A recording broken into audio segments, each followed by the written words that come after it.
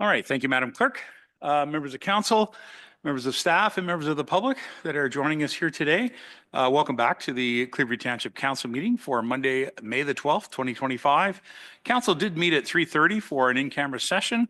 There was a brief recess and it's now just after 5:30, so we're just returning to our agenda. At this time, I'd like to begin our meeting by recognizing the First Nations, Métis, and Inuit people of Canada as traditional stewards and caretaker of the land. We acknowledge that Clearview Township is located within the boundaries of Treaty 18.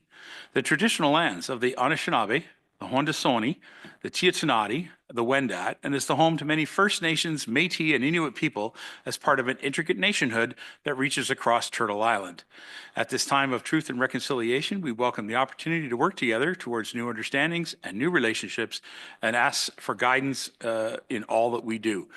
And the land acknowledgement, of course, is I'm happy and honored to be able to deliver the land acknowledgement on behalf of the Township of Clearview, and I do so voluntarily. Also, on our agenda, we did have item number 1, which is our closed session council. And if we look at our agenda over on page 2, we are moving on to item number 2, which is our approval of the agenda. So be it resolved that council of the Township of Clearview hereby approve the agenda dated May the 12th, 2025 as presented. Mr. Broderick, thank you. Mr. MacArthur, thank you. Any questions or amendments to the agenda? Nothing further? I'll call the motion. All in favor? That carries unanimous. Thank you. And now we go to our declarations of pecuniary interest. Is there any members of council who have a declaration? Seeing none, if anything comes up during the meeting, please bring it forward. We'll deal with it right away. Item number 4 is our public participation period. And we have some members of the public here, but I'm thinking we'll read the script so people will be reminded. It says, be advised that comments and views expressed under public participation period are not the views of the Township of Clearview, Council, or the administration. Public participation is limited to 15 minutes. Each person is limited to 5 minutes. Questions or comments are to be directed to the mayor, and questions shall not refer to personnel matters, litigation, or potential litigation, or planning matters that have already had a public meeting or any item considered confidential.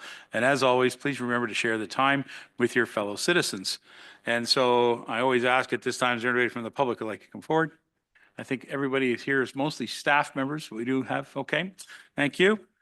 And so I'll look to our deputy clerk. Is there any qualifying electronic participations, Madam Deputy Clerk?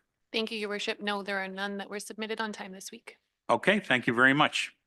Again, to remind everybody that public participation does have an electronic participation portal, and it is available on our website and clearly outlined right there. So council, we can move on from our public participation period if no one wants to speak.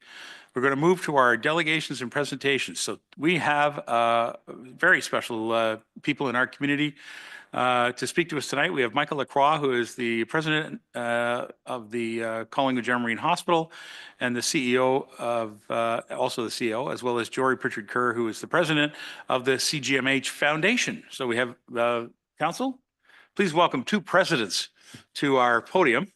They have a presentation for us. All right. Nice to have you here, Michael. Good to be here. Thank you very much for your time this evening, Council. So as stated, my name is Michael Lacroix, President and CEO at the Collingwood General Marine Hospital. With me tonight is Jory Pritchard Kerr, who's the President and CEO of the CGMH Foundation. And tonight we're very excited to present to you Tomorrow Was Built Today. And I see the slides are just coming online now. But Tomorrow Was Built Today is our 5-year strategic plan for the hospital. And it's also the title of our massive, ambitious capital campaign that will see a new state-of-the-art hospital come to South Georgian Bay. So very, very exciting times. So before we start talking about the hospital of tomorrow, we want to spend a bit of time just to talk about the hospital of today. So today, our very small but mighty hospital serves quite a large, fast-growing region, one of the fastest-growing regions, not only in the province, but also across the nation as well. And the slide would show here, or at least it would show that we service many areas of South Georgian Bay, including Clearview Township, the town of Collingwood, town of Saga Beach, town of Blue Mountains, as well as some areas of Grey Highlands. And it's that, we're on to slide 3. And it's that growth that you're seeing here in these numbers that are on the screen, quite a high growth rate.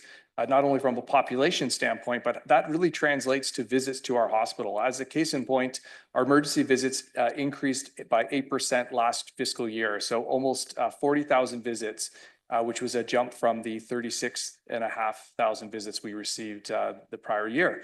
We're an 84-bed hospital. We have a very large growing team CGMH, which consists of staff, consists of physicians, as well as our volunteer base. And another area of growth of ours is our surgical program as well, seeing nearly 6,100 surgical procedures last fiscal year, as well as our diagnostic imaging, which is growing leaps and bounds. One area of service growth and a net new service to this South Georgian Bay region will be an MRI service that we're launching in September. So quite a lot of growth. And you can see here on the sides, the Clearview Township numbers as well, and how they relate to our overall hospital numbers. So that's a bit about the hospital of today. The next slide really talks about the hospital of tomorrow, that exciting future that awaits for us here in South Georgian Bay. So what awaits for us is a 132-bed hospital. In fact, we were just chatting about, it's not approved yet, but we are advocating for an additional 24 inpatient mental health beds that we really feel is needed here in South Georgian Bay. But right now we're planning towards a 132-bed hospital, all private rooms. These private rooms really are designed for enhanced privacy, comfort, infection prevention, and control. This new hospital will also bring a new service, which is inpatient rehab. We will have approximately 16 new inpatient rehab beds that will provide intensive short-term non-specialized rehab for our patients with diverse medical needs. We'll have expanded specialty clinics and programs, so looking to offer a satellite oncology clinic here locally in South Georgian Bay to reduce that travel burden between here and the Regional Cancer Center in Barrie. We're also looking at doubling our diagnostic imaging and our surgical services, so doubling the number of operating rooms, doubling our existing CT and X-ray and ultrasound capacity. And in addition to that, we're also looking at an interprofessional education and innovation center. So really pushing the boundaries on interprofessional learning with high-tech, high-fidelity equipment, and really training the hospital leaders as well as our hospital teams, frontline teams from today into tomorrow. So that's a bit about the hospital of tomorrow. So how we get there is started on that next slide. Tomorrow is built today. So based on our 5-year strategic plan, we're looking at 3 main focused areas. The first is to elevate quality through best practices. You can see here up on the slides, there's a couple of sub-priorities. We really want to enhance the patient and family experience. We want to advance patient safety and access to care. So what does success look like under this new strategic plan? In the next 5 years, by 2030, we will have increased patient and family satisfaction. We'll have met or exceeded our provincial wait time targets for things like our emergency department, diagnostic imaging, and surgical wait lists. We'll also have been recognized as a best practice spotlight organization. And finally, we will have introduced new programs and services. And some of those things will start to come online even before the net new hospital, case in point being the MRI service in the fall. The second area of focus, which I would argue is one of the main priorities, is really to develop a high-performing and inspired team. We really want to build on the strength and the culture that is at CGMH now. We also want to invest in our CGMH team members, and we want to scale up our workforce. The new hospital will require us to effectively double the workforce in the next decade. So a lot has to go into that planning.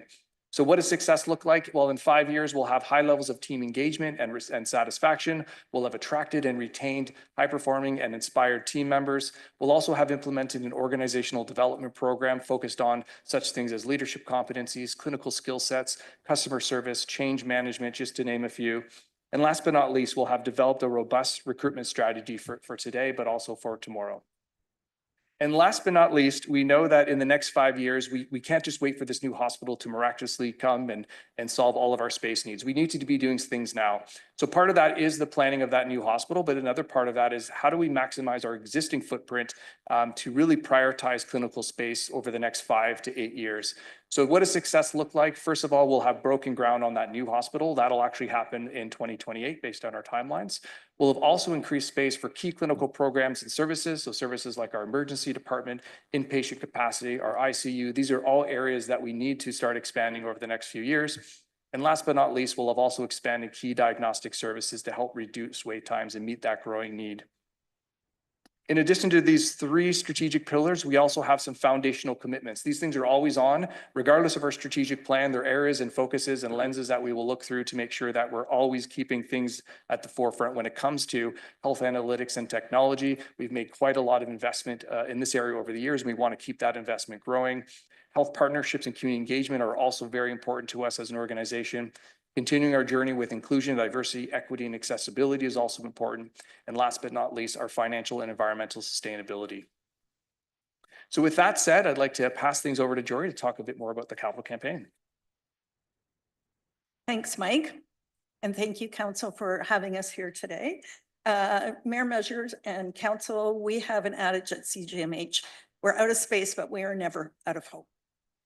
And that's basically, as Mike had explained, the strategic plan is designed to drive the hospital through the next few years before we get into the new hospital. And our fundraising campaign for South Georgian Bay's new hospital is about raising the capital today to build the hospital of tomorrow, a healthcare facility that will serve the people of your community for generations to come. Our vision for a new hospital builds upon the success of CGMH in providing exceptional care for more than 70,000 residents and millions of visitors and weekenders who enjoy the beauty of South Georgian Bay and depend on CGMH for care. As Clearview and so many other small municipalities face difficulty in recruiting physicians, we want you to know that CGMH excels at delivering excellent medical care in what we call a rural environment. Because we're an hour away from a regional hospital, our teams are trained and ready to handle any emergency, and we're focusing on training the next generation of practitioners, as Mike said, in the specialty skills they're required to provide top-notch medicine in an environment with less resources and more cramped facilities than would be found in a larger center. The new hospital will grow our ability to train with a specialized training and education center. With a larger facility, we can expand our existing programs and build on new programs that will benefit us all. But of course, that does not come for free. So a new state-of-the-art hospital, next slide, please. A new state-of-the-art hospital will cost about $1 billion or more. The provincial government will invest money to cover 90% of construction costs, but they expect the people who will benefit from this new facility to raise what they call the local share. The local share is estimated at more than $100 million to cover non-ministry funded costs. So that's 10% of overall construction costs, 100% of equipment and furnishing, and 100% of site acquisition and development. Our Tomorrow's Hospital campaign launched publicly in April. It is the most ambitious and important campaign that South Georgian Bay has ever seen, and it will take all of us to successfully reach our goal. I can tell you that over $65 million has been raised through generous donors today, but we still have a long way to go. We are most grateful to this council for the leadership gift you made back in 2016. Almost 10 years ago, of $3.6 million, a commitment that was to be structured over 10 years. This was the very first gift of its kind in that campaign. It was also before the $20 million gift that we secured from Simcoe County with the help of this council. Your financial support is an important investment in the hospital that Clearview residents need and deserve. And we want to thank you for that financial support. It has been so important for us to leverage other gifts as well. In closing, we want you to know that it's the work we do today as a hospital and as a region that will give us the healthcare facility required to serve our families, friends, and neighbors for generations to come. As a hospital and a region, we need to make this project a very high priority. Thank you for your time. We're happy to answer any questions you may have. Well, thank you very much, Jory. It's always a pleasure to have you come in and share the good news about what's going on at the hospital. And Michael, thank you also for joining us. And it is a really remarkable project that we're facing for this whole South Georgian Bay area to build this new hospital. I think it's a good point that you've got your campaign running, that we're still a small hospital, but we have lots of hope. And We are still providing excellent care at that hospital, and we will right up until moving day, I would expect, and we'll move it over to the new place. So that's the hope, right? Thank you. I'll go to my council for questions, and then maybe I'll wrap up with some points. So Mr. MacArthur will be first. Go ahead. Yeah, I'm not trying to stump anybody, just want, seeing as I'm on the flight path for the helicopter, how many helicopter visits per year? Any Yeah. guesses? Before, actually, sorry, through Mayor Measures to Sure, you. problem. Before COVID, we were actually receiving an average of 1.25 helicopter landings a day. So sometimes that means 5 in a day, sometimes that means none. But generally one a day. Imagine. Yeah. Mr. Beelan? Thank you, Your Worship. I'm just wondering, what are the plans for the old hospital? I'm assuming you would still own it, and I know in Barrie, they made the old RVH a seniors home or a nursing home. What are the plans for the old Collingwood Hospital? So through your worship to the councillor, still to be determined. So we just found out officially that we were able to build out of the Greenfield site this past December. So it's still early days, but there are some conversations that are ongoing. We have seen examples across the province where the best laid plans sometimes go to the side and the ministry weighs in as well as to what the existing hospital or site could be used for. Hospital does own the site. We do own the building, and we are committed to partnering and to engaging in dialogue to understand fully the best use for that site from a community standpoint. So it's still early days, but it's a question I get asked every single time we present. So, but thank you for that. Mr. Beelan, just so you know, when I sit on the development committee, I bring it up every time. Thank you. Is there other questions? Phyllis, did you have something? No? Robert? Paul, go right ahead. Thank you. Excuse me. I do have my list, so. Oh, a you got a couple good list. questions. Okay, hang on. Here we go. It's great to see this, and this is the capital campaign we've all been looking forward to for the whole project. Now, to get my head around a couple of things, you're combining, we are buying equipment now for it to be used in the hospital as well. So MRI comes up every day. We saw in the news this past weekend that I think it was Huntsville got theirs finally. So are we going to get an MRI machine in Collingwood in the old hospital and then move it to the new hospital, or what's the status there? Well, I can tell you that the lifespan of an MRI is about 7 years, 7 to 8 years. And we have replaced the vast majority of our diagnostic imaging equipment over the last 2 years. We're still working on some. We're going to double our mammography capacity. We're going to put in a new spec CT. But unfortunately, those pieces of equipment age quickly. And so when we talk about 100% of equipment being part of the capital campaign, that is to replace brand new diagnostic imaging technology. There will be some pieces of equipment that will be able to move over. For example, we've been replacing the vast majority of our beds over the last couple of years. Beds can last 20 years, but critical technology like that ages and the technology changes so quickly, and the benefits to the patient change that we don't anticipate moving that. The other thing is moving an MRI would be extremely expensive. Okay, but we are getting one in Collingwood now? Yes. Okay, good. We'll talk a bit about the doctor attraction. There's an article that's been circulating within the political lately about people trying to do financial incentives in the province. They were approaching the province to not allow municipalities to do financial incentives to attract physicians to go up north or underserviced area. Is there programs right now? Do we need any programs for something like that? It's a great question. We have the Rural Ontario Medical Program in our building. Actually, it's right across the hall from our administrative offices. So I think that's a huge advantage for our region, is having a program like that, which has been around for quite some time.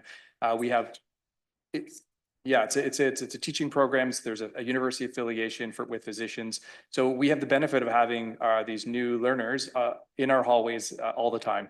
And so that has helped with recruitment. It's helped as well with retention, because there's that mentor program as well. So today, I think the answer is there's probably not a program that we need in addition to ROMP. Having said that, we are looking at doubling our workforce in the next decade. And I think this, especially primary care physicians in general, they're going to get harder to recruit and to keep. So I think it will take a community, it will take a village, so to speak, working in collaboration. Hospital plays a role in that, but also does our municipalities, our local communities, and we're willing and able to partner in this area. Absolutely. I like to use the word lifestyle. We can offer them lifestyle, and that does, no matter where they go, we have lifestyle in this area. So the last question, will you be looking or will you be approaching Simcoe County as well? Because the mayor and myself sit there. When will we be seeing something if you are? And do we need do we have to do any elbow bending or anything like that? So back just after you made that $3.6 million pledge, we got a $20 million commitment from Simcoe County. So we won't be going back. It's a program that the county has put together with the hospital CEOs. Okay. And Mike sits on that committee and they determine where the funding goes. But with our grant and with the grant that goes to Stevenson Memorial, I think they're tied up for 15 years from that Okay. point. So we're not going to see yourselves back at county then? It's all taken care of? Correct, but you will see us in a few weeks. I think the Simcoe County Hospital Alliance group of hospitals will be presenting to the county based on the generous funding and what we've been doing with that funding over the years. So you will see us in partnership with the other Well, hospitals. I think we've seen them twice, Doug's, in this term of office.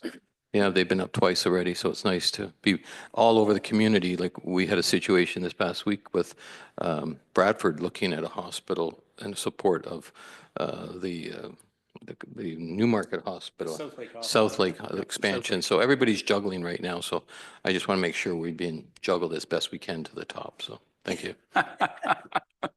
Thank you, Deputy Mayor. Are there other members of council with questions? No?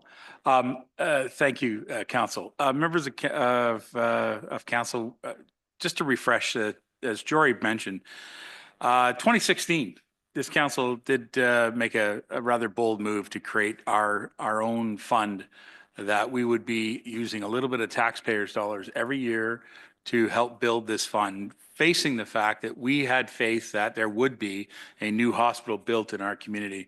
And our local share has been growing and growing and growing since that time as a result of taxpayers making contribution to this fund. And so I want to make sure that all members of this council understand we are making that commitment, but the plan may not reach that whole 3.6 million unless we ramp that up. So I want you to consider what that would look like. What's our date we think we are going to need that share to come in, Jory or Michael? When do you think you would need that? So 2033 would be the opening day, roughly. So that year when. So 2032, 2033, you're going to need to basically ask for that type of share to get the hospital open. So what we need to do is work with our Treasury Council to make sure that we can meet our commitment of 3.6. All right. And so we'll have a look at that when we get to our 2026 budgets. Anyway, I just want to mention that. And thank you, Jory, for mentioning that because you were here when we made a presentation at that council at the time. I was a counselor sitting over there at that end. And I think, Robert, were you over there on that end too? Yeah, you were. Anyway, the point being is that we were here and you made a great presentation. It helped us convince council to move this forward. And I'm really proud to be part of that. So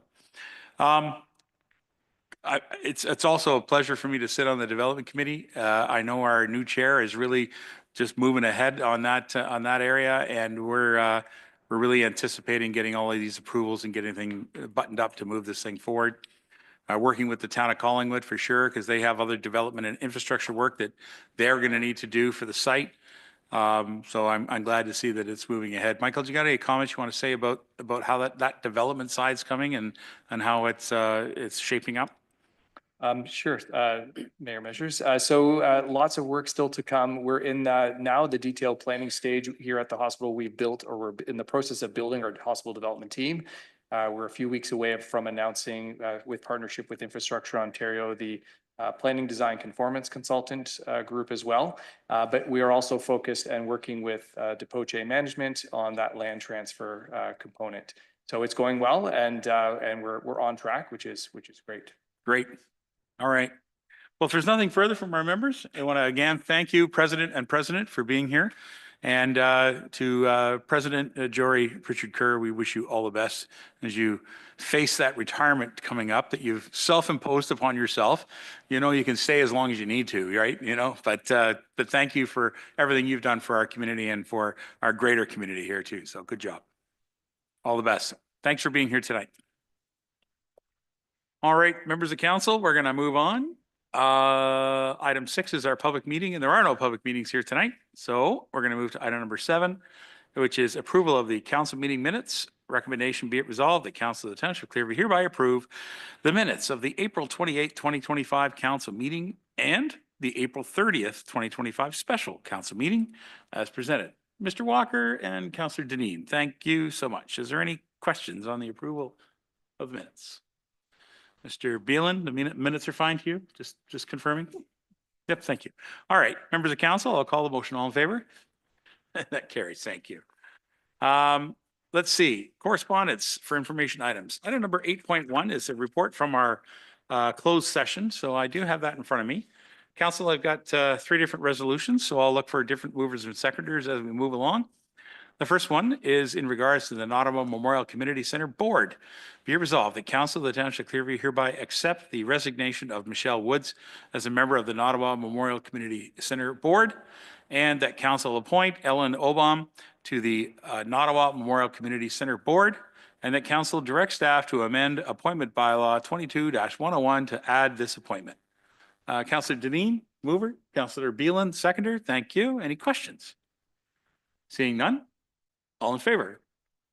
And that carries unanimous. Congratulations to Ellen, and thank you so much to Michelle for your work.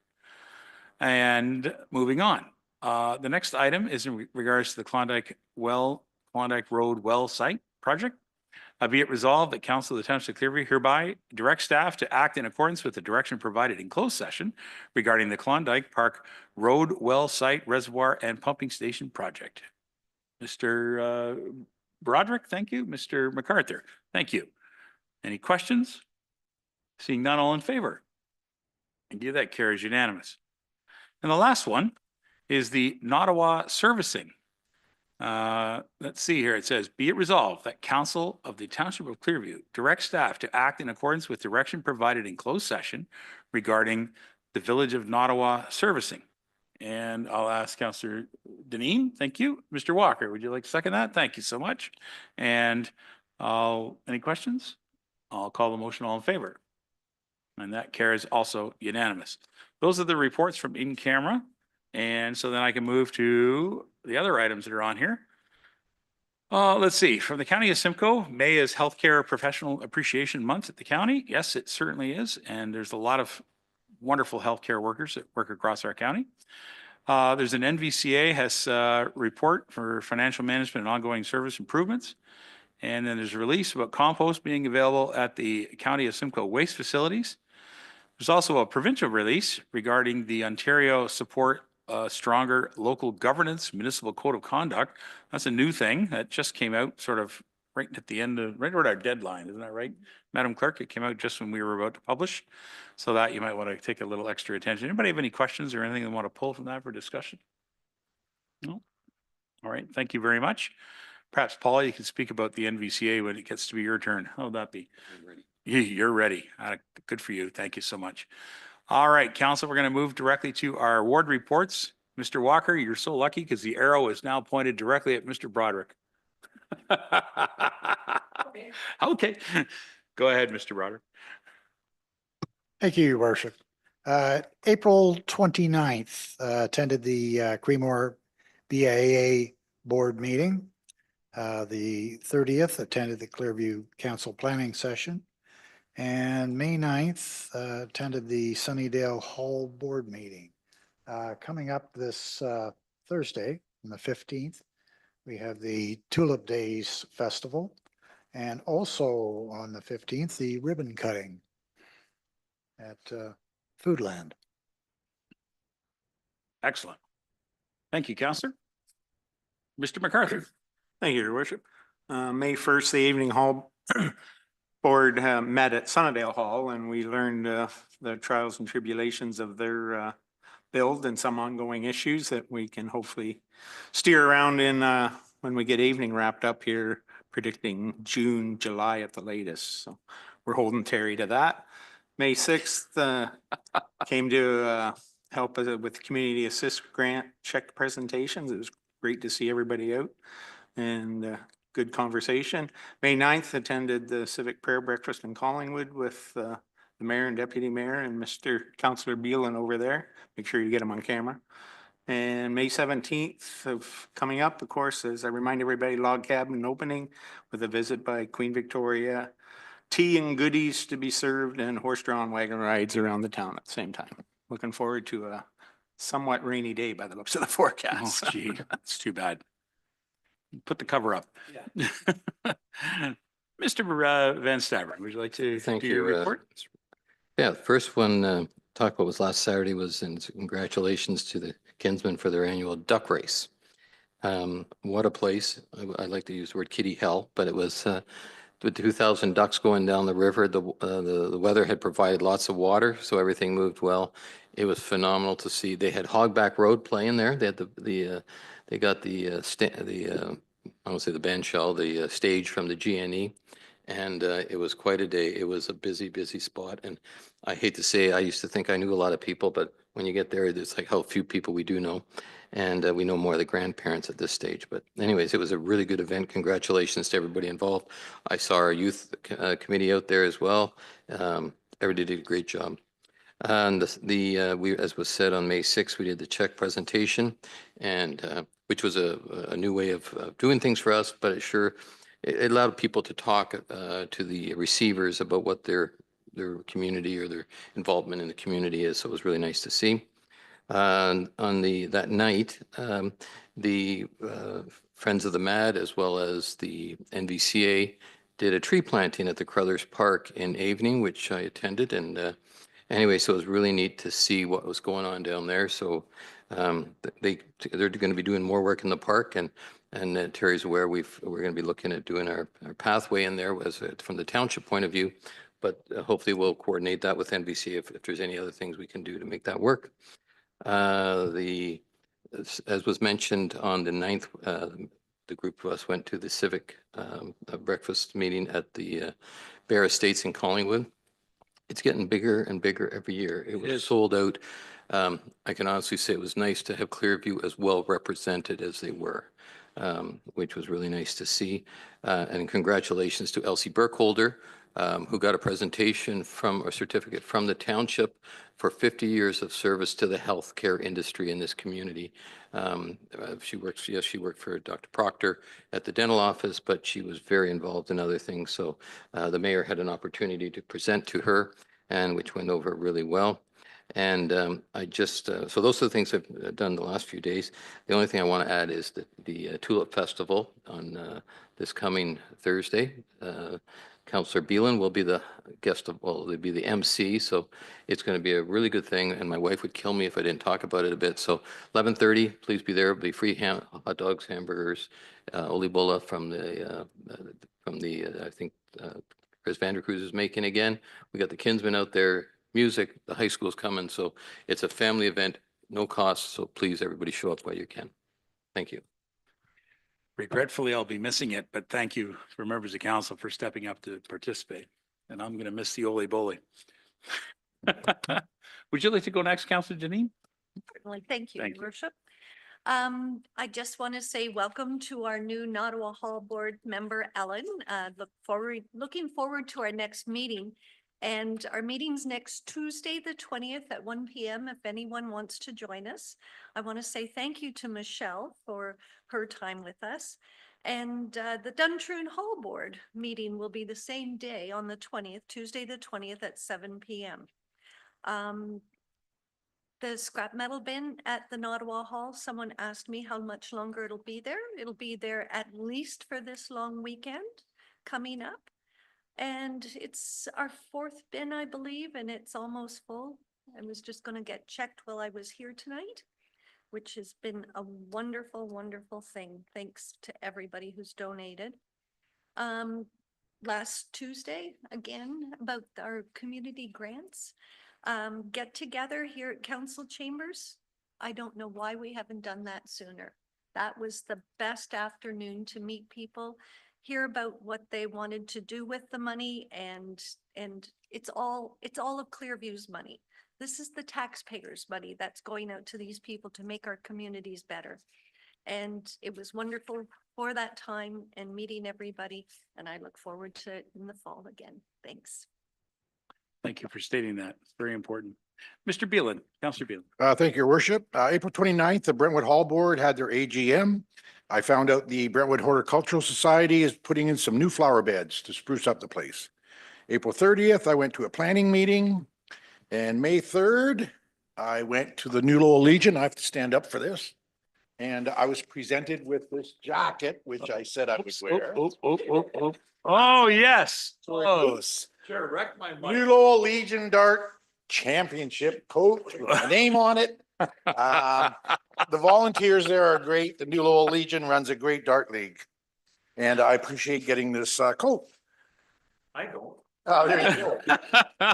May 5th, I attended the Huronia West OPP Detachment Board meeting. We welcomed a new temporary commander, Brooke McRoberts. It was a pleasure to meet her. May 6th, the Winterama meeting at night, and I was at the check presentations in the daytime. May 7th, the Climate Action Committee met, and they're looking at making some kind of an award for climate action items. May 9th, I went to the community prayer breakfast. Congratulations, Elsie. That was a great breakfast. It was good speakers there, a good time. And May 10th, I went for the first time ever to the Ramp Romp. And if you've never been to it, you should go. The food was great. I met some people there that I'd seen about 50 years ago. It really tested my memory. So, guy I played ball with when I was 16. And I want to remind everyone, May 15th, the Tulip Festival starts at 11:30. I have a new pair of Klompa, which are wooden shoes. I have a high arch, so to get a shoe that fit, I'm wearing a size 15 Klompa, which is like canoes on my feet. So try and make it there. Thanks. Well, good luck with that. Don't float away or anything. Okay. Mr. Walker. Yeah, I'm suffering from a concussion, so I'm not getting there. Is that a medical thing or what? April 30th, has already been mentioned, the public planning meeting. May 3rd, the Kinsman Duck Race. And I just want to say to the Kinsmen and those that helped organize that, what a well-run event of the day. That could have been a little warmer, but numbers wise, it was just an incredible. I think that's the most I've seen at a duck race in a few years. Just amazing. And to them, hats off to all those that organized it and ran it. They did an excellent job, and it was a great day. We had the May 6th was the community grant photo op. Coming up is the accessibility meeting tomorrow night, and we are in the Sundale Corners Hall. And then on the 15th, of course, we have the Foodland opening and the Tulip Festival, and May 20th will be the library. Thank you. Thank you very much, Councillor Walker.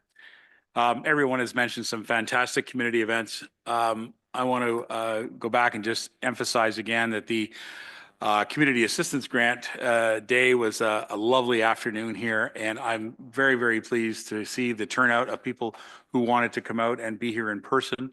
I'm very grateful that we had some photographs taken that we're very hopeful that perhaps we'll see them appearing in the Creemore Echo advertisement pages that we have at the township, as well as just to acknowledge the hard work of all those volunteer organizations that put those programs together and help our community. You know, it was terrific, and Councillor Deneen is correct. The money that we handed out at this community assistance grant is taxpayers' money, and that's why we do it, to help with these organizations help our community. That's why we're doing this. So it was a great event, and I'm very glad that we were able to pull that off this year. Hearty congratulations to the duck race organizers, the Kinsman Club. They just do a fantastic job. I do want to point out that Grace and her team have our students. We had some of our summer students there, right? That were there already. They were a big part of that too. So we're really grateful to have their support on the weekends to help do those type of things. So good job, Grace. Keep those team happy and keep them supporting Clearview. Good job. During the day of the duck race, I also attended the Army Cadet inspection down at Creemore. So our Creemore Army Cadets, I was honored to be there. and recognize the work of individual efforts as well as a team, as a group. Their whole group just does a great job. They gave us some demonstrations on the floor as well as some traditional military drill activity. It was great. I do want to give a special shout out to RSM Higgins, who is retiring from the group. She is aging out. She has been a stalwart member of the cadets since she was 12 years old. Never missed a meeting. Was always at everything that they ever did, and she is a perfect example of a cadet you'll ever meet. RSM is Regimental Sergeant Major. She had to give up her Sergeant Major sword and hand it back to the captain, who then passed it on to the next person. And but it was kind of a wonderful celebration of event. But I know that for Ms. Higgins and her family, it was a little emotional because she literally had spent, since she was 12 years old, every single meeting. She never missed anything that they did. She was they really raved about how dedicated she was. And so I'm just mentioning it here now. She's aged out of the organization, and in cadets, you can't be 19 and be part of it anymore. So once you turn 19, you're out. So anyway, the Civic Prayer Breakfast, it's been, about 10 years that they've been running this thing. And as it was been said, the largest turnout I've ever seen. Really a good event. Nice to see the multiple faith-based churches and organizations coming together to work together on a single thing. The Civic Prayer Breakfast, they made a big deal talking about us as politicians, but they also wanted to stretch that to make sure everybody understood. Civic prayer is all about praying for our firefighters and our police officers and our paramedic crews and healthcare workers and nurses and so on, that are all part of helping our community. And so that's what it was all about. And it was really nice to see MPP Dowdle there, and MP Dowdle and MPP Brian Saunderson were both there. And Elsie, boy, was she ever surprised. Elsie Burkholder was quite surprised when Ted Proctor called her up, and all of us came up to give her that certificate. It was just really lovely. And it was kind of nice because my wife Tracy and her had been communicating a little bit in the past, but hadn't seen each other for a while. And the two of them got together. I took a great picture, and they look like twins. It's kind of funny. They just look great together. And the last thing I want to mention is congratulations to our friends up in Singhampton.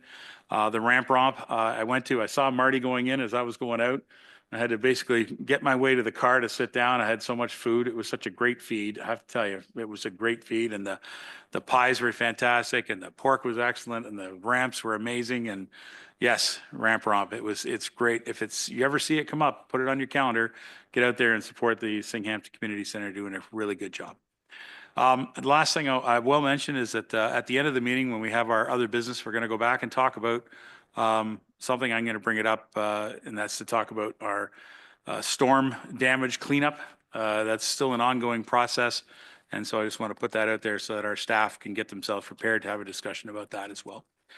All right, members of council, we're going to move on to our department reports. We've got a few awesome reports here. Let's get started with summertime signature events. We've got some representatives here. I'm not sure if they're presenting or they're just here to answer any questions. I'm not sure. Anyway, I'll read the recommendation. We'll see if we have any questions for them. Our recommendation, be it resolved, the Council of the Township of Clearview hereby receive report PCR 006-2025. It's the signature events for 2025 dated May the 12th, 2025 for information.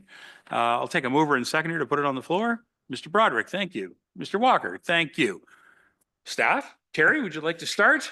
Yes, thank you, Your Worship. Talk about your amazing staff you've got with you here today. Yes, thank you very much. It's exactly what I was going to say. I have most of my team members here this evening, and we're coming at you full throttle with a bunch of good reports and presentations. Yes, Ms. Beeman and Ms. Rogers will be doing a verbal presentation this evening to you folks, and with your permission, I'd like to invite Ms. Grace Beeman up to present her report. Absolutely. Please come forward. Here she is, Grace 2. Nice to see you again. Push the little button. There you go. There we go. Nice to see your worship as well as members of council. We are very excited here in Clearview's Parks and Recreation Department because it is event season and it is my favorite season. I don't know about everyone else. As many of you have already mentioned, several of our signature events. We're very excited to support all of our signature and community events as well as farmers markets that we have coming up for 2025. So we do provide support through in-kind contributions such as staffing. As your worship, you mentioned our fantastic tourism team is up and running. They've already been at the duck race as well as Torres More this weekend, and they're ready to go for the rest of the season, not only providing support to these events by attending, but as well as equipment deliveries and rentals. And they will also be having the tourism office open 7 days a week, which we are very excited about. That'll be open until the end of August. As well, with some of these events, we do provide financial contributions, which are listed in the report. And very exciting, we have received funding from Tourism Simcoe County, as well as the Regional Tourism Organization 7 for marketing initiatives that we have that will help to improve our marketing campaigns for our signature events. Wonderful. Good to hear. And welcome to the tourism team. They're going to be busy all summer. Right on. Members of council, do you have any questions to either Terry or to Grace? Yes, go ahead, Mr. MacArthur. Yeah, Grace, I'm glad you mentioned tour more. I wasn't Tours able, more. Yeah. wasn't able to make it out on Saturday. I just wondered if you could, were you there yourself or could give us just a quick update? I seen bicycles going by on cars all day long, so I'm sure it was huge. Yeah, through your worship to Councillor MacArthur.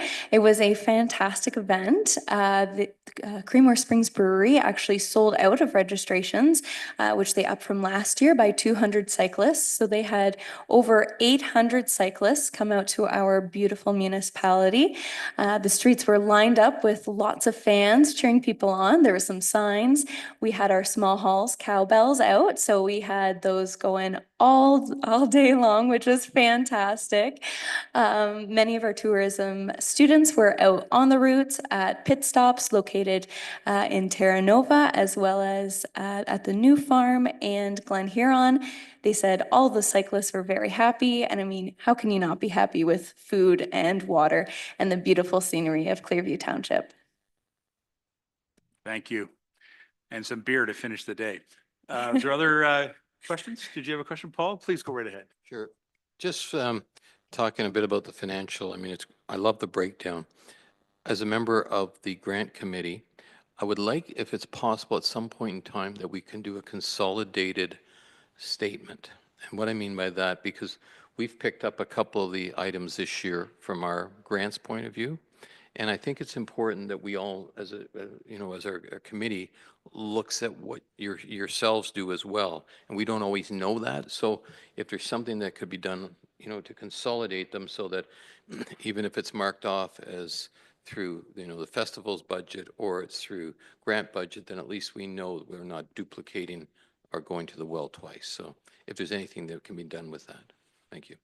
Perhaps for Terry, you could consider that, Terry, and how we can work to make sure that the system is fair and equitable across all of our commitments. Yes, absolutely. Thank you, Worship. And I was hoping you were going to ask me to provide a bit of a comment, just something to think about.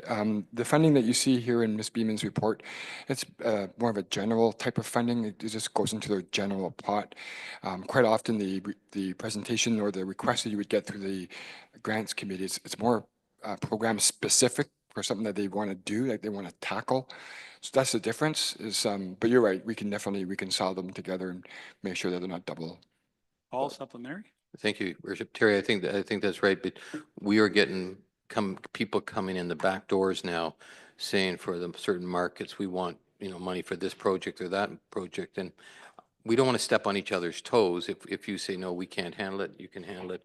I think you got the right idea that if we can work together on something like that, even if it's a second list, it's all taxpayer money. So we want to make sure that our taxpayers know that we're being fair and watching it, sort of thing. So, 100%. So thank you. All right. Between yourself and Councillor Deneen, Terry, and our deputy clerk, if you guys could have that conversation perhaps by the time we do our second intake, so we make sure that we understand where things are. Okay? All right. Thank you very much. Anybody else with any other questions to Grace? All right. Okay, Grace, when is your vacation? Because, you know, this season is just so busy. You don't get time off. Your worship, that's okay. I mean, I love what I do. I It's a know, beautiful I know. municipality and there's some great events. So I'm just looking forward to those. I know you are. We appreciate what you're doing. Good job. All right. Thank you so much. Thank you, Terry, as well. And council, we have a mover and seconder on a motion in front of us. I am prepared to call the motion. All those in favor? And that carries unanimous. Thank you very much. All right. We've got another report from the PCR 007, and this one is the Clearview Youth Center. Be it resolved that Council of the Township of Clearview hereby receive report PCR 007-2025, the Clearview Youth Center update, and is dated March the 12th, 2025, for information. And I'll look to Mr. MacArthur and Mr. Broderick for this one. And thank you so much. Terry, do you want to speak to that first? Yeah, thank you, Your Worship. Thank Yes, thank you very much. Yeah, again, with your permission, I'd like to invite Ms. Rogers up to the mic. But before I say that, I also like to, update council that, as you know, our youth center, and you're going to hear from Ms. Rogers, the exciting programs that we're doing, and we are definitely in the planning stages for the next season. Our youth center kind of follows the sports season. Whereas, we kind of we follow the sports/school season, whereas we kind of start our programs off in September and we go till the end of the spring. So we are in the planning stages right now for our 2025, 2026 season. And as you know, we're going to be moving sites in the very near future. We will be vacating the existing site we're at by August 31st and then moving, of course, into the new Stainer Care Center at some point in time. So with that being said, though, Your Worship, I'd like to with your permission, I'd like to invite Ms. Rogers up to make a presentation. All right, so as she makes her way to the microphone, I'll just ask you a question then quickly, Terry. And that is in regards to the existing facility, we have terminated our lease as of the 31st of August. Is that correct? Yeah, they have terminated. Oh, the they lease, have. Well, yes. either way you look at it, we're moving Yes. it. So, Yes. all right, and given the new facility, we're going to make some alternate plans if we can't get in the new facility in time, or we're going to run programming in other locations, I expect. Is that your intention? That is correct, Your Worship. Yeah, me and my team right now with CAO Ferguson, we're working on that plan. We do have something that we've already kind of thought about, but we haven't finalized it yet. But yeah, we will be having some alternate locations until we get to that spot. All right, thank you very much. Welcome. How are you? I'm great, thank you. Nice to have you here. Thank you. Good evening, Your Worship and members of council. So I'm here tonight just to give you a little update on where we are with the youth center when it comes to programs beyond what Terry shared with you. So happy to share that so far in 2025, we have secured approximately $33,000 in programming money to help support the programs that we do. As everyone is aware, our center has grown exceptionally in the last few years, especially since COVID. Lots has changed with our young people. So we actively seek out funding to fill kind of the gaps in the services that we find. So for instance, this summer, again, we were successful with the Canadian Tire Jumpstart charities. We almost secured an additional 50% of funding beyond what we got last summer, which is really great. And that is going to fund our summer park program, including 8 outings. So those field trips that we do, and we take youth outside of Clearview Township to expose them to a variety of different sports and things that they maybe wouldn't have an opportunity to do based on their own financial standing in their home. So that will pay for the outing itself as well as all the transportation. And as per the wonderful presentation we had before, we also secured $10,000 to support a new sensory inclusive space that will be designed to be built into our new location. So we've named it the Zen Den, and it is being funded through the Wellness Innovation Fund through the Collingwood General Marine Hospital Foundation. So it's going to be a space we often, we really try to listen to our youth. I always say it's so important we listen to our youth because as adults, I'd like to think I understand, but I'm not a young person, so we try to listen to what they want. And what they've been asking for years is a quiet space, a space where they can relax, where they can find a bit of that zen. Their lives are often very busy. Our center, as it stands right now, is often very loud, even very sensory driven. So when I wrote this application, we wrote it to, if you're familiar with the term of snoozling, snoozling is basically, it's meant for people with disabilities, young people, adults, even seniors use snoozling facilities. So think of low lighting, low sounds, those sensory seeking things. So sometimes there's lights hanging from ceilings, like padding. You're all welcome to come zen out if you need it. So that was, so, you know, we all need a little quiet sometimes, and, you know, the young people have told us they really need that in our new space. And so we went out and we found the funding to do that, which we're really excited. We have our participation grant, which is going to be starting this week. And one thing that wasn't listed there as well is we raised just shy of $4,000 in our 3-on-3 fundraiser as well, through the hockey, through our concession, which was awesome. And the kids look forward to it every single year. They ask me when it is again, because they want to volunteer. It's become kind of one of the, although it's a fundraiser, to them, it's more fun than anything. And so that's funding, as well as we just entered into year 2 of our 2-year grant period of the $199,000 from the Ontario Trillium Foundation. That is funding the Active Communities Project, which next month you'll get a chance to hear from Dylan and hear a bit of an update about what's happening with that project and what will happen in year 2. So that's where we are financially. So just on a recap, just what happened with us last year at the center. So we're proud to say we interacted with 304 individual youth in 2024. I often think back to 6 years ago when we took over the youth center. It was about maybe 20. So if you think about that, you know, we really have seen a lot of growth, which is great. And I believe it really is just the beginning of what we're going to be able to do with a larger facility as well. We were able to fill 393 spots on 33 programmed outings. So those field trips we were talking about. We got approximately $20,000 towards programming last year. And one of the greatest things we were most excited about was that counseling clinic, which we talked about as well. We were able to get that partnership moving, and with the Active Communities Project. And then finally, one of the other wonderful things we did was getting that Blue Jays Care funding, when we were able to put on that inclusive baseball program for people, young people with physical and cognitive disabilities. And that was the first of our kind for our department. And we were really proud of that as well. And any questions? Well, excellent. Thank you very much. Busy time. You said 300 and how many kids? How many youth? So 304 individuals. 304, Yeah, we 304. like to count. So even if one youth comes in 4 times a week, Sure. we count them as an individual. So through all of our programs, through all of our drop-in, we had we basically interacted with 304 young people last year. Fantastic. Well done. Thank you very much. Very good report. Lots of information in there, and we appreciate you bringing it forward to council. Members of council, any questions? I see Paul's got his hand up. Others? And Marty. Okay, go ahead, Paul. Thank you. Courtney, great work you're doing. I got a question that we don't want to turn our heads to. In your first one of your background, you talked about the home kits for COVID-19.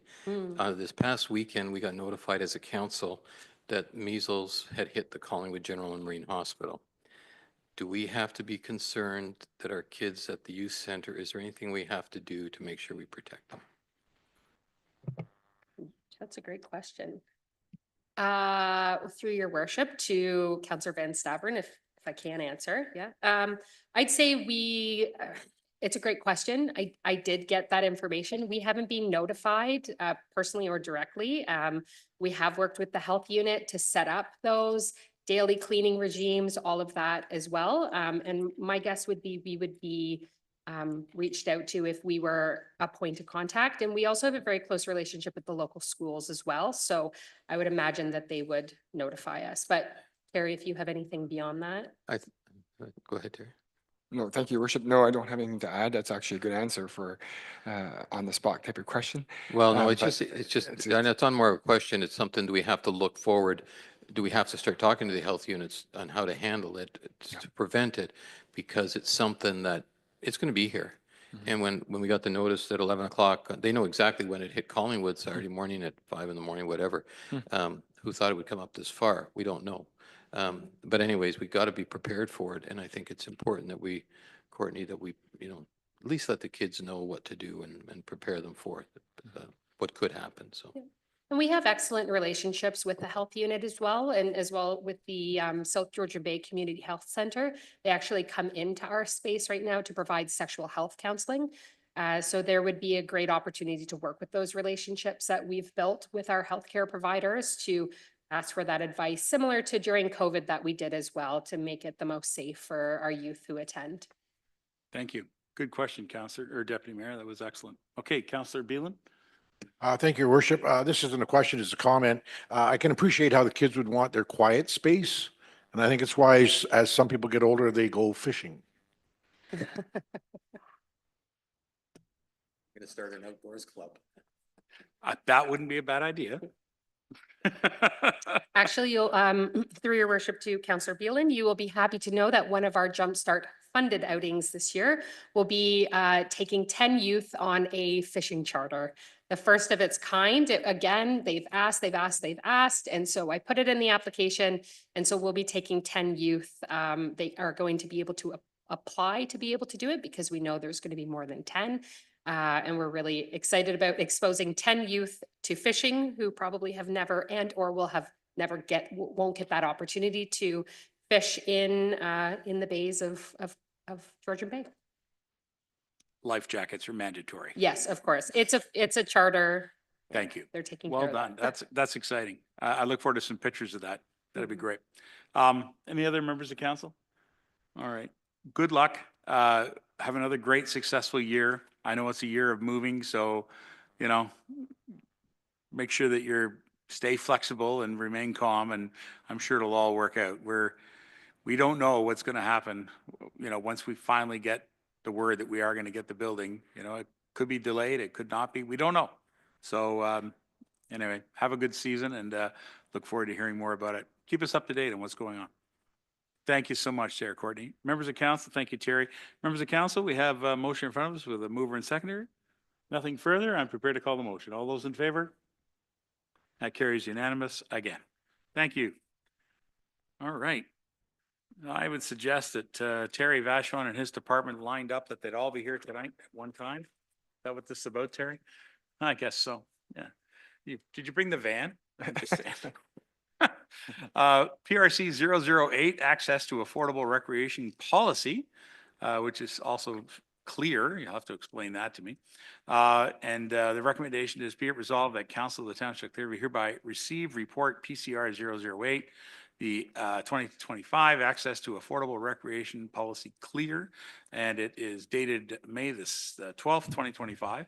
And item 1, that council approve the access to affordable recreation clear policy as presented in Appendix A to this report. Mover and seconder, please. Broderick is 1 and Deneen is the 2nd. Thank you. Terry, interesting report. Thank you, Your Worship. Go right ahead. So my team and I, most of them are here this evening, worked on this policy. But I want to do a shout out to Miss Rogers. She's really the one that pulled a lot of the weight behind this policy, as we're experiencing a lot of the need that you're seeing here today in this policy with respect to some of the families and the youth that participate at the youth center. But we thought we'd make it Parks and Rec and Recreation abroad through this policy. Your Worship, I don't read reports too often. I usually try to talk off the cuff, but this one here, if you don't mind, I would like to read a couple of key points in the report for the council and for the public. So the purpose of the Access to Affordable Recreation program is to ensure that Clearview Township residents have an opportunity to participate in recreation programs and activities regardless of their financial situation. The Township of Clearview provides a range of recreation and physical activity programs. While subsidized by tax revenues from Clearview citizens, these programs are often include a registration fee to offset the program costs. The acronym CLEAR, C-L-E-A-R, stands for Community Leisure for Eligible Youth at Affordable Rates. It's a policy, is a fee assistance program that provides support to low-income families and individuals in Clearview Township by providing qualifying participants with recreation credits that can be applied to the the registration fee for qualifying programs and activities. Clear is an exciting, inclusive recreation program designed to provide fun and engaging activities for youth in Clearview Township. Whether it's sports, arts, outdoor adventures, or just having fun with friends, Clear ensures that all eligible youth have access to affordable, high-quality recreation opportunities. With a focus on community, connection, and creativity, Clear is where every eligible youth can shine, stay active, and be part of something special. Finally, this policy will apply to any qualifying full-time youth resident who wishes to participate in the approved programs being organized by the Parks and Recreation Department of Clearview Township. So with that being said, Your Worship, my team and I are here to answer any questions that council may have. Thank you very much. Members of council, do you have any questions to Terry and the team? Mr. Van Stavern and Mr. Walker, thank you. Go ahead. Yeah, go ahead. Yep. Terry, quick question on your eligibility. Who determines, I saw it's, I read the report.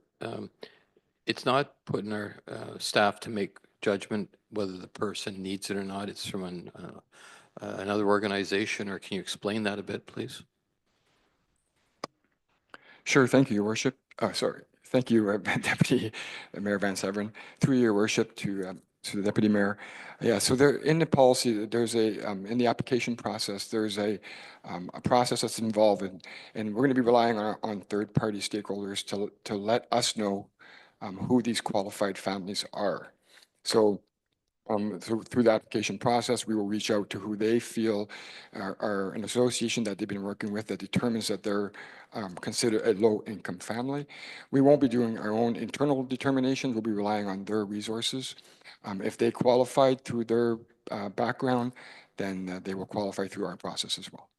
Okay, I read local health or social service agency. So Correct. in other words, these people must be engaged somehow in it with an agency of some kind. Yes, yes, there's, I'm just bringing the list up. There is a list of organizations. Those are definitely 3. In the policy, I think there's 8 or 9 that are listed. Okay, sounds good. Thank you. Thank you very much. Councillor Walker? Yes, thank you, Your Worship. Terry, funding. Whereabouts is your funding coming from? Are you having organizations put money into a pot to help you cover this, or is funding coming from budget? Or are we using some of the grant monies that have already been allotted through our different organizations to look after this? Through Your Worship to Councillor Walker, it's strictly through the budget. So it'll be a credit that's applied to the family's account. Using our new Explorer software, it has the ability to keep track of the families and the amount of money that they use. As you can see in the policy, it depends on how many kids they have in their family, but it will be a straight credit on their account, and it'll just come straight out of the budget from the Parks and Rec Department at this time. There may be opportunity in the future to look at getting grants or an organization to help cover the costs, but to get the program going, to get it off the ground, we're looking at just putting it through our budget and taking a loss. Mr. Walker? Yeah, further, Jumpstart, the money you get from Jumpstart, is it for specific programs? I know Jumpstart do have a process where monies for registration and or equipment for various sporting activities are applied through Jumpstart, and I'm wondering, would something like this be able to apply through Jumpstart as well? And just throwing that out as I just wondered, you know. Yeah, thank you, Your Worship. Through you to Councillor Walker, Ms. Rogers is our Jumpstart champion. I'll let her answer that question. So through Your Worship to Councillor Walker, so you are correct. So the Jumpstart Charities has a few different arms. So they have the grant program to community organizations, which we are recipient. There's actually 2 arms of that. And then individuals can apply as a low-income family to receive money to cover things that have, I was actually looking at it this morning to help a family, you know, a criteria of a program has to be 6 weeks in length. So they could absolutely, and we would support that no differently that I did today. And another part of the policy is there will be a landing page on our website somewhere that also leads our families to apply to those types of grants as well over and above this program. So we'll put all of that information together so we can share those types of opportunities with families. Supplementary, your worship, because I know the Lions, we donate to Jumpstart to be used primarily in Clearview Township. So that's why I brought that up. Like if there's an opportunity for them to apply for that, that money is there through the Lions Club. We support that every year to help those that are low income. All right, thank you. Good questions there, council, so far. Anybody else with any other? Yes, Mr. MacArthur? So through your mayor to Terry, so saying it's going to come out of your budget, what kind of dollar figure have you designated for the 25 year? Through your worship, we haven't designated an amount at this time. We don't know how many families yet will qualify. After year one, we'll know more and we'll be able to budget more an accurate number. But at this time, it's unknown until we find out how many families. There might be zero. We just don't know at this point yet. It's hard to determine yet. Being this is the first time that we're doing this, we don't know. Anybody else? I'd have a quick question then to the treasurer. Madam Treasurer, would you be tracking any of that, or is that going to be tracked locally in their own department work? Through you, your worship, I believe it'll be tracked through the Explore software Terry was mentioning. Right. All of the signups will go through that and we can pull reports directly from the software. Okay, so you can pull the reports from that and we have the access to that information. Absolutely. Okay. The one thing that I found interesting, Terry, do you want to go ahead before I speak again? Go ahead. Sorry, your worship. I was just to further answer Deputy Mayor's previous question. Yes. I just want to add the organizations that we're going to be relying on to provide the eligibility for the applicants are organizations such as the Simcoe Muskoka Family Connection, the Salvation Army, Ontario Works, 211 Community Navigator, the Canadian Mental Health Association, Catholic Family Services Counseling and Wellbeing, E3 Community Services, Breaking Down Barriers, South Georgian Bay Community Health Center, the Georgian Bay Family Health Team, a family doctor, Children's Treatment Network, and obviously also the reference that being provided cannot be a family member. So I apologize. I wanted to get you that list, Deputy Mayor. Okay. All right. Thank you, Terry, for all this information, and thank you, Courtney, for the work you've put into this, put this together. I do have a question, perhaps through to the treasurer, as we do have a policy, and also through the clerk's department, we have a policy that we don't pay for any of our recreation services into grants, right? So our grant policy, we don't take any of our grant money and pay any costs of our fees. And so I just want to be clear that that policy is going to remain, because when service organizations they contact us to access sites or access rental fees, this program, if passed, would not impact that policy. Is that right, Madam Treasurer? That is correct, your worship. That policy will still be in place. Yeah. This is strictly for a recreation program. Right. So this would be strictly for on individual case by case or family by family basis, based on what we've just discussed, the organizations that'll make the recommendation to endorse the need. Is that correct? Okay. All right. I just want to be clear, because, you know, occasionally here at council, we do get these letters sent to us occasionally from organizations who want us to reduce our recreation fees. And while our recreation fees are already heavily subsidized by the taxpayers, we do require those fees to help run all of our facilities. So some of those fees need to be maintained for sure. I think that the program does offer some availability for families and perhaps you know, youth individuals that need access and don't have the financial resources to be able to do it. So I see the value in the program. I just want to be clear that we're not opening the door to receiving grant applications based on whatever. Okay? All right. Thank you very much. Members of council, if there's nothing further, I believe we have a mover and seconder on this motion. So I will call the motion. All in favor? And that carries unanimous. Good luck with the program. I would ask Terry if you could give us a bit of an update when we get into our budget session, because you'll get through the summer season and see how anything comes up. Maybe we'll have a discussion at budget about it. Okay? Not a problem. Okay, thank you, sir. Right on. Council, we're going to move on to our Public Works Department. This one is the Georgian Communities Nottawa Environmental Assessment and EA Update. Okay.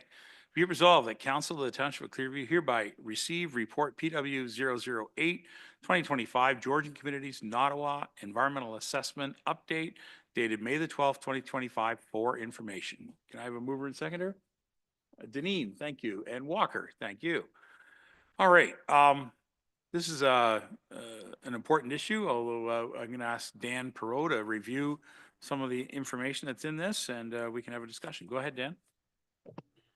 Thank you, Your Worship. Hopefully the report is self-explanatory, but just providing an update to council as we work through the servicing and subdivision approvals for Georgia communities. As noted in the report, that the two EAs that were completed, one in 2008, one 2009, with regards to water and sewer respectively, they are quite old. The solutions, the primary solutions for those servicing requests are not what's proposed to date, and in fact, Georgia Communities will be the proponent in a new EA, Schedule C EA, for water solution on their site. And the sanitary sewer solution, while it's still relevant, it's going to take a slightly different path, slightly different work. But this is meant to be an update for council, so that we can move forward with potential servicing for Georgia Communities development in Ottawa. All right, thank you very much, and we look forward to that. Members of council, do you have any questions to Dan in regards to this report? All right, seeing none. Thank you, Dan. It is self-explanatory, so it's a good report, and we'll see what comes of that. You never know when you're dealing with EAs. All right, members of council, if there's nothing further, we have a mover and seconder. I am prepared to call the motion. All those in favor? And it carries unanimous. Thank you so much. Thank you, Dan. All right, we're going to move on to, in our administration department, we've got a report from our community economic development officer. And this recommendation reads, be it resolved that Council of the Township of Clearview hereby receive report CAO 005 2025, the EDCO Regional Professional Development RFP submission dated May the 12th, 2025. And item 1, the council approve submitting a proposal to the Economic Developers Council of Ontario for the Township of Clearview to host a regional professional development event in 2026. And the council support including an amount of $15,000 in the 2026 economic development budget to cover event expenses in Clearview Township's proposal if it's approved by the EDCO. All right. A mover and seconder for the floor. Let's see. Mr. Broderick, thank you. Deneen, thank you.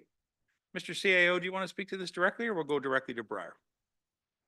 Thank you, Your Worship. I'll let Briar explain what it's all about, but I think it's a good opportunity. Briar had suggested this concept, and it's an opportunity to showcase Clearview Township and bring in other community development officers from around the region. I think 50 to 70 officers could be coming in here. It's almost like to develop that community while we're developing our own community. So I'll let Outstanding. Briar speak to it. All right, Briar Kelly, nice to have you join us here at the table. Why don't you outline some of the highlights from this report for the public? Through you, Worship. Thank you. Yes, this opportunity to submit an RFP. EDCO has opened an RFP, and we are looking to submit a proposal to host a regional economic development professional development event here in Clearview Township. And right now, EDCO, this is their first year actually opening up this type of programming. So this year they've selected 4 regions, Georgina, Sudbury, and 2 others that are in there as well. So it's a wide range of rural communities as well as cities. And each of those professional development events are focused on directly that host community's challenges, the opportunities, the trends they're seeing. And so they have recently opened up their proposals for until May 31st for 2026 planning. We are seeing for the events that they are hosting this year. Are hosting their very first one in a couple of weeks in Georgina, and it can be anywhere from 50 to 70 to 80 economic development professionals that are registering for these events. And the requirements that we will be needing and the resources that will be part of that we're looking to have approved today do need to be included within that proposal as well. One of those things we do need to be mindful of is the budget ask that will be a part of it. And again, outlining that we do have support of council and our Clearview staff to support the budget expenses, as well as the staff requirement that will go into coordinating this type of events. We are very, very hopeful that we will be selected as a host community, but those other requirements that would be as outlined in that budget would be some of those event fees, looking at a host or a venue, some of the more event-specific fees, such as signage to put around, if we are looking to provide any type of swag. One of the elements that we want to include in the proposal as well is a tour of one of our local businesses. And so we would like to cover the transportation costs if we were to have a bus or a vehicle of some type come in and help transport the delegates of that event. And the businesses that we would be showcasing will be aligned with the trends that we are seeing at that point in 2026 when we are selected and know which time of year that we will be hosting it in. That will help guide us a little bit more towards which business we will actually be able to showcase. And again, not knowing exactly what the economic climate will look like with everything going on right now, we want to give us a little bit more lead time to really determine what sector we want to highlight in there. There are also opportunities that if we are selected as a host community, we do have a great ecosystem of entrepreneurial supports for our region as well. So we would be looking to some of those partners through whether it is SPEC in Georgian Bay, the CDC, County of Simcoe EDO, our new Regional Innovation Center as well, based out of Barrie. There will be opportunities to bring those partners to the planning table as well and help offset some of those sponsorship and coordinating requirements that are in there as well. And it'll also be a great opportunity for us to showcase Township as a whole as well. Again, it'll be anywhere of up to 80 delegates coming through. They will be some that are looking to stay in overnight accommodations. There will be some that are very, very similar to our own communities as well. So they are looking to learn from us, see what we're doing, and also our opportunity to learn from them. And a chance to showcase some of our local speakers, some of our industry experts, our thought leaders in there as well to really demonstrate all the amazing things we have going on in the township. And so that is what the report outlines today, is that we will be submitting this proposal before the end of this month to EDCO. And there will be some requirements from our side from that financial consideration, as well as our in-kind support there through having staff at the planning table. EDCO will be a valuable partner in that exercise as well. They will help facilitate some of the speaker solicitation through the registration itself for the event. That will help offset the food and beverage costs and some of the other fees that we might encounter as well. Excellent. Okay. Sounds exciting. And thank you very much for your report. And thank you for thinking forward about hosting this in our community. Well done. Members of council, do you have any questions or concerns about this? Yes, Mr. MacArthur first. Yeah, no, I think it's a fantastic opportunity, and I'm just looking to the clerk. You had the clerks meeting there, whatever, a couple of months ago. Did you Yeah. get much feedback? I'm sure that was a great event for the township as well. Thank you. Is this the one we hosted through Zone 2 through AMCTO? Yes. Yes, we did get some great feedback for that one. It was a good session. We also held last year in June at Station on the Green, and we did a tour of Creemore and the log cabin through our Simcoe County Clerks and Treasurers Association as well. Yeah, and everyone loved it, and we were able to give some gift cards to some of our local businesses in Creemore area, and everyone loved that added touch, and so they like to tell stories about going back and shopping. So we do get great feedback because we have great communities within Clearview Township, and yeah. Yeah, and I'm sure this event could be much the same, so fully supportive. Right on. Mr. Van Staveren, do you have something? Sure, couple questions were, I noticed in the comments, it said that if we are successful, we get for free. Like, I would think we have a lot of staff, more than two, that would want to participate in this. Can we negotiate? Is this a negotiable item that we can say, hey, we want more? But we'll do more for it, sort of thing. Through you, worship, there's always room to negotiate. Absolutely. It also will depend on membership registration at the time, what our own needs are from who do we actually need as staff to support us that day as well. So there's always room to negotiate. Right, because I was going to say, we could tour this whole county if they really want to. We do it right. We do have access, we'll say, we would talk to our bus, the Simcoe County bus, and they'll tour us around maybe. We'll talk nicely to them, things like that. We're resourceful. So I hope when it comes down to it that the budget, we can beat it up a bit because we are getting into some tight times. But I think it's a great, great opportunity to showcase our community. Thank you. Right on. Mr. Beelan is up. Yes, go ahead. Thank you, your worship. I'm just wondering the venue that you think you might be using. Would it be like the Arena Hall or whatever? We would be looking for a venue that is a little bit outside of our regular facilities. We would potentially be looking at something that is within the sector itself or one of those key sectors. So whether it is a local golf course, if it's one of the food and beverage, if it's an accommodation business, we've got a few asks out there right now. I don't want to dive too far into the proposal because we're still waiting on a few last confirmations as well as who comes in within a reasonable budget as well. But that would be something we would be looking to elevate that status of the event itself. Because I thought if you're having it at the Arena Hall, you're paying $8,000 to ourselves, so. Nope, it would be a separate private venue that we would be looking at. Because I can't think partnering of that with. many in Clearview other than maybe the golf course, yeah. Okay. It's a good question.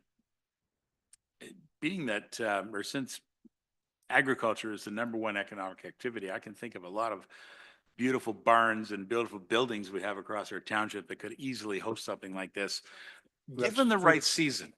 Because when they're planting and sowing right now, they're not interested in hosting this type of event. So given the right season, month, week, we might be able to work that out.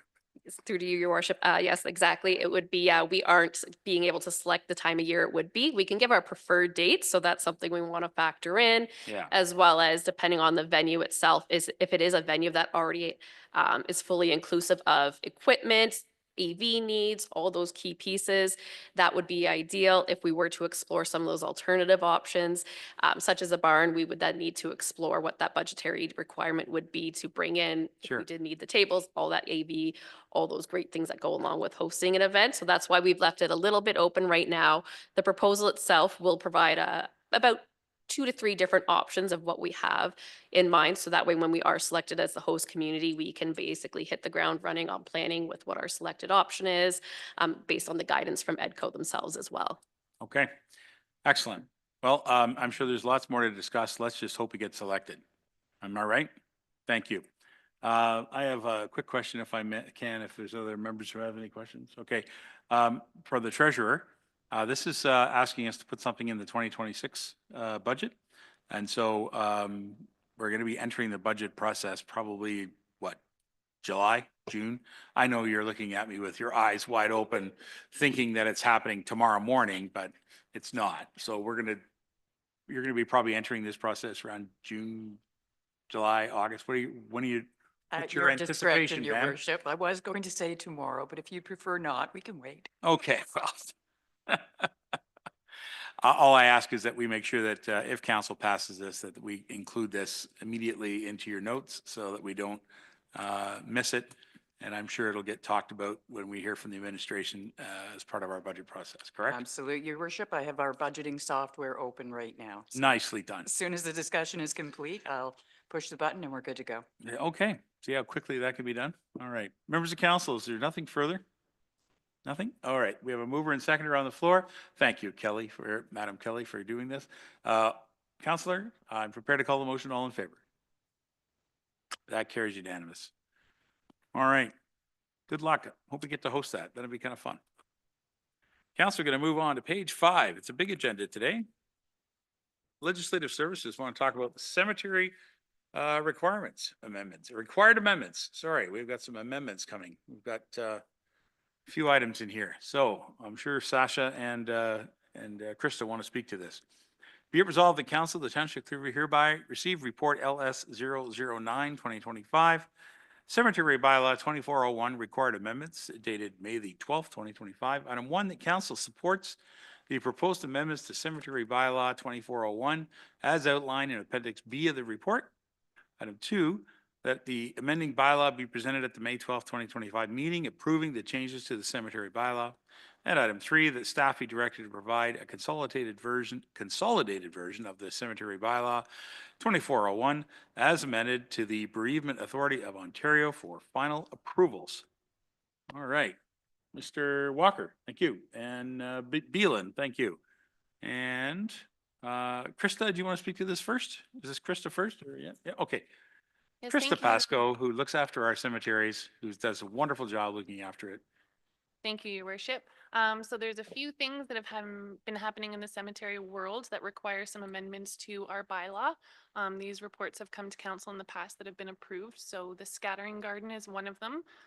Things are wrapping up there. We're just waiting to top up the special soil that goes in there. We've ordered our memorial rock.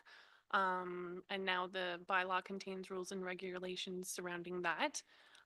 Sean came and did a presentation, I think it was last fall, surrounding inscription on the backside of the monuments if the owner owns the lot on either side.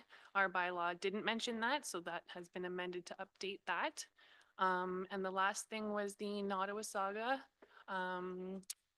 West Nottawasaga Cemetery. That went through, the transfer went through on April 30th. So we are now the owners of that cemetery. So the bylaw has also been updated to include that. If there's any questions, I'm happy to answer.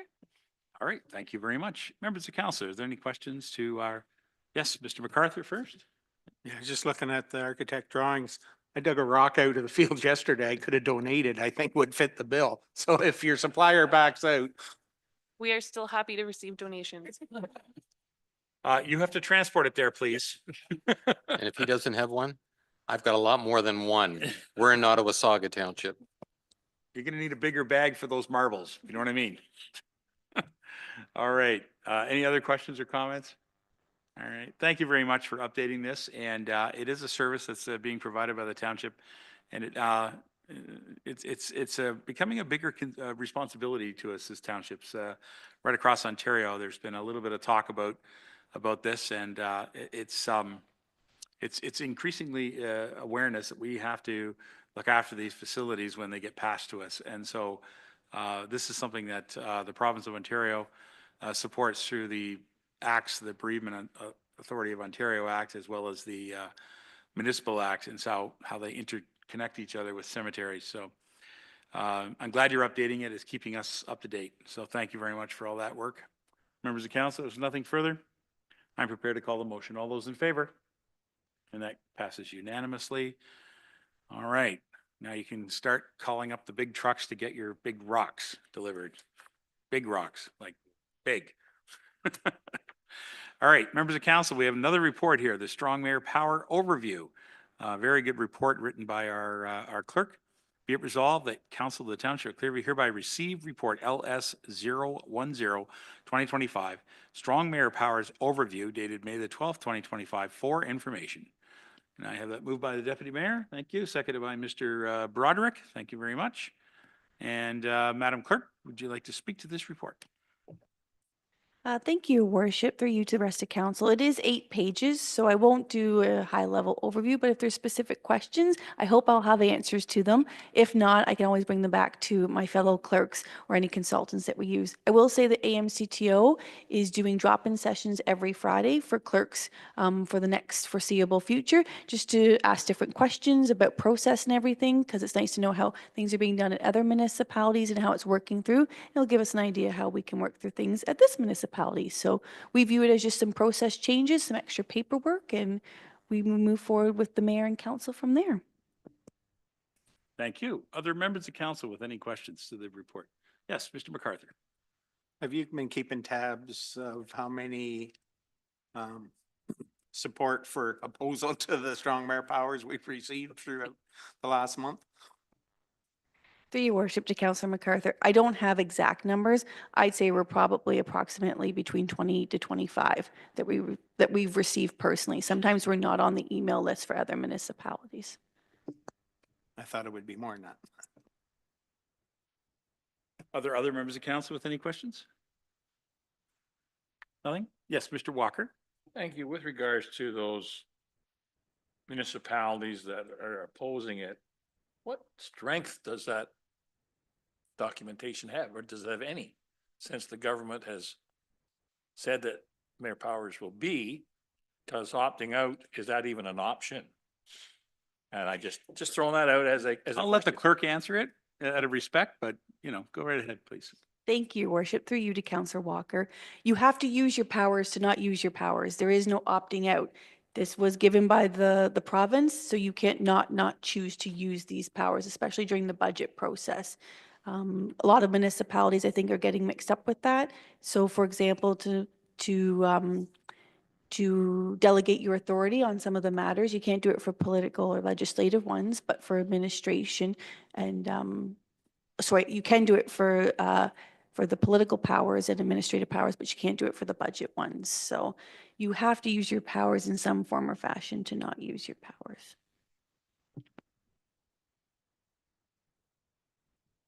No, pretty much. Yeah, pretty much. Yeah. Anybody else with any questions or comments? All right. As I said before, when I spoke about this here at this table, with every respect for all the members at this table, you will be the first people to know if the mayor, myself, are exercising any of these powers. You will be the first people to know. All right. It's as simple as that. It will be my role and my expectation that I'll be consulting with each of you on decisions that I'll be making. These will not be made autonomously by me. I will always make it with your understanding and your consultation. And as far as the other municipalities, I see them and I hear them and I understand, but I don't think that, in our house, the way this place operates, I don't think this is affecting democracy in any way. I think that what we're dealing with here is added responsibility to the role of mayor. And as I said before, and I've said in the media, that this is the problem. It's adding more responsibility onto the mayor. And so you must always, reflect upon the abilities of the people that you put forward into the chair. And so at every election, that's something that people need to remember. So going forward, because there's certainly a good year and a half in our term remaining, I'm going to do my absolute best to deliver this in the best way possible and to provide the best service to the citizens of Clearview and to have great respect for each of you as elected officials. And that'll be my objective 100%. All right. Thank you. Thank you, Madam Clerk, for putting this together. And as you said, if there was any other workshop opportunities, I'm sure members might be interested in it, but maybe what we should do is just forward it back to all those people that have been sending us those messages about not wanting to opt in. We'll send them to the workshop. Nevertheless, thank you, Madam Clerk. Council, you got a motion in front of you with a mover and seconder. I am prepared to call the motion. All those in favor? And carries unanimous. Thank you very much. All right. Actually, on this topic, I know we just passed it, but I just want to mention the website tool will be available shortly, right? Or the location? Yes. Thank you. It is available on the website and Is it there actually, now? I didn't yeah, look this morning, so. yeah, it is Okay, there. We all posted right. May 1st and you'll be signing your first mayoral decision maybe after tonight's Maybe meeting after for the tonight's meeting. bylaws. Yes. That's right. There you go. Well, we'll see. Well, we'll get it all set up. It's for the cemetery, so yes, of course. Let's move on to our bylaws because that's one of the new rules. Be it resolved that bylaw 2533, being a bylaw to amend the cemetery bylaw 2401, providing regulations for the care and control of cemeteries owned by the township, be presented or read a first, second, and third time, finally passed on the 12th day of May, 2025. Can I get a mover and seconder, please? Deneen and Walker, thank you very much. Any questions on the bylaw? Seeing none, I'll call the bylaw. All in favor? And the bylaw carries unanimous. Thank you very much. Okay, there is another bylaw in the meeting. It's a confirmatory bylaw. But we'll get to that in a second. There is under notices of motion, there are none, but there is new business. I brought it up, but I'll give the benefit to anybody else if they got any new business. No? Okay, so I want to have a renewed discussion again about the brush cleanup. I want to mention that the County of Simcoe sent out a fabulous press release. I have a copy of it here. If Emma was able to get a picture of just me, that'd be great. I could hold it up so everybody could see. This is available on the county's website, which then shows information about how you can sign up to the county's system in order to get access to delivery of some services from the county. It is a little bit confusing, to be frank, because you have to log in to go to their interactive map, first of all, to determine whether or not you're in an area of concern. Sadly, the County of Simcoe do not show us as an area of concern. We are an area of concern. Is that not right, Mr. Perot? Like, we have had some serious impact from this ice storm. I hate to talk about ice storm when I see people driving around in convertibles, but this is what this is about. And there are branches that need to be cleaned up. And this report from the county, by the way, this was all put together by staff of the county. This was not something that was approved by council. Council did approve opening and extending the hours of the brush pickup or delivery to the waste sites. But this program was all put together by staff. And obviously they didn't include Clearview Township. So I was pretty disappointed when I saw it. So for persons who wish to have their branches picked up on Milltown Road up in beautiful Singhampton, they got to go to the web portal, click, or they can call the phone number for Service Simcoe. All right, at a specified hours between 8 and 5 p.m., obviously, or they can send an email to Service Simcoe. And then once they click into this, they have to talk about what size of pile of brush they have. If possible, sort the debris into larger and smaller brush piles. All right, all municipalities, including those with severely impacted areas, including those severely impacted areas and those that make requests, must have their brush placed outside no later than Monday, May 19th. I'm pretty confident that Milltown Road has had their stuff out there for at least 2.5, maybe even 3 weeks, maybe more. But apparently we have to have it out by May the 19th to ensure it gets collected. All right.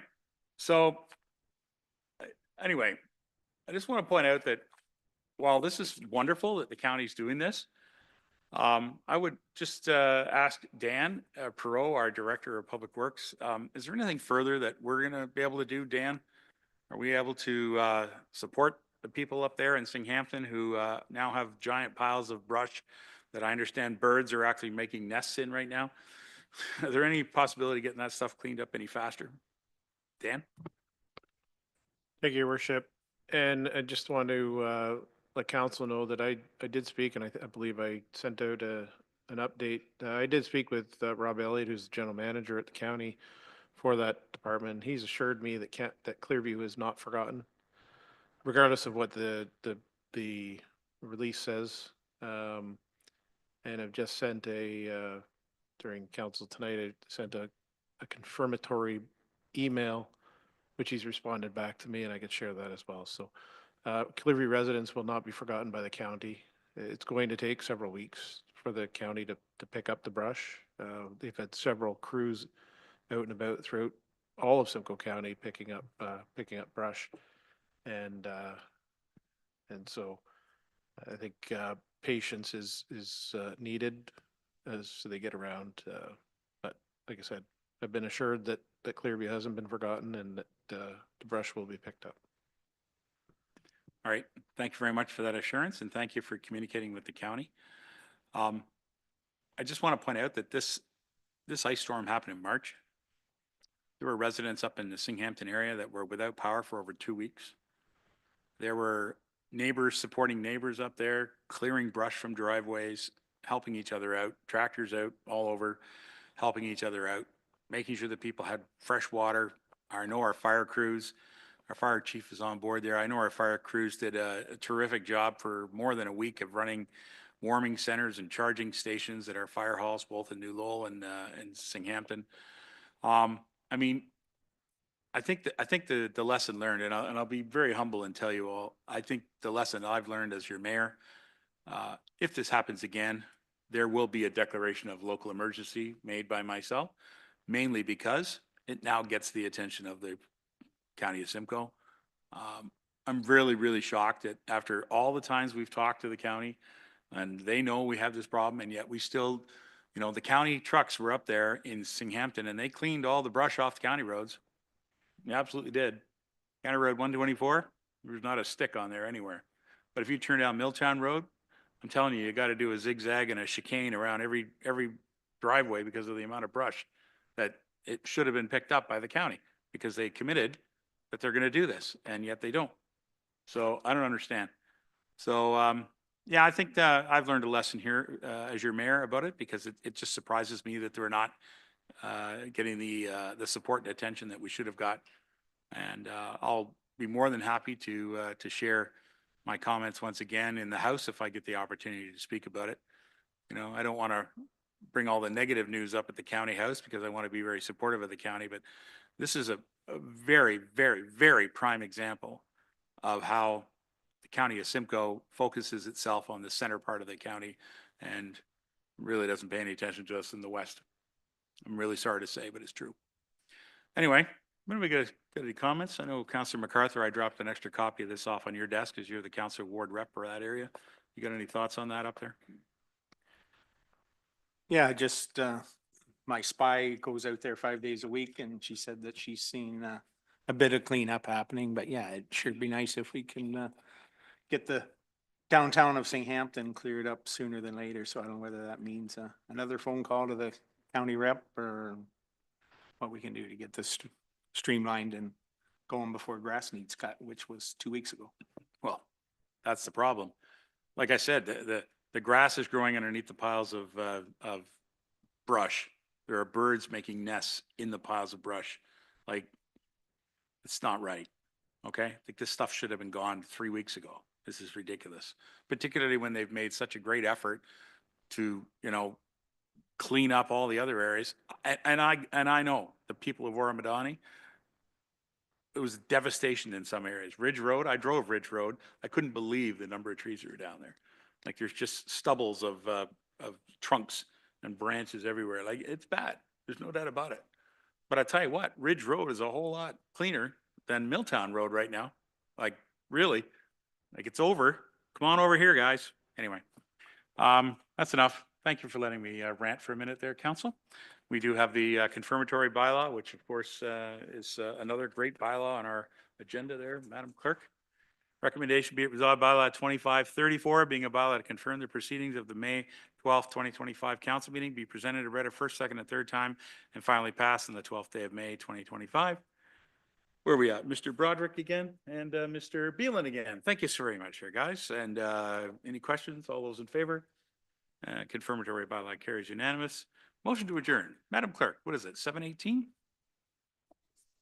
Is it 7:20? Oh my goodness, 7:20. Be resolved, council meeting adjourned, 7:20. Deputy Mayor, thank you. And Deneen, thank you. All those in favor? Council is adjourned. Enjoy this beautiful weather and have fun at the Tulip Festival.